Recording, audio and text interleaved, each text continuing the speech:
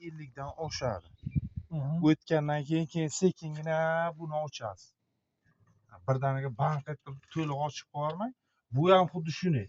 Bu yerdan jitga ochilgandan keyin sekin ochasiz kelib nimaga kiradi sparatga. Keyin bu 50 dan o'tgandan keyin buni ochib yuborasiz, tamom. Bu nimalar to'g'ri. Ana bu yerdan bosimni tekshirasiz. Ana aholiga ketyapti-ku, ketishda masalan qancha davleniya ketyapti ochib ko'rsangiz o'zi, agar pastroq bo'lsa ko'tarasiz. Bu kranni ko'proq ochasiz. Ana shunday holatda bo'lsa bo'ladi.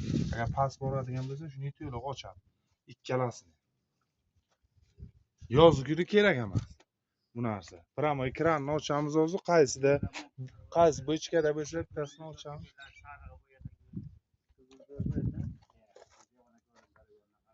Bular bu kranlarga nima qilib o'tirmaysizlar? Tegib, bular shuni ochib turadi. Bu yerda o'zi davleniya bu ko'taradi, bu 50 dan oshiradi. Bularga ham iloji boricha nima qilmanglar. Ikkitani nima qilar ekan? Ha, reduktorlariga. Agar ko'p nima bo'ladigan bo'lsa, o'zi starshinada Omon nomeri bor. Agar bironta joy ishlamay yo bir muammo bo'ladigan bo'lsa, Omonga telefon qilarlar. Omonga video chaqirib tashinglar, qayerda nima bo'lsa tushuntiraveradi. Agar bu reduktorlar o'tkazmay nima bo'lib qolsa-da, tamom.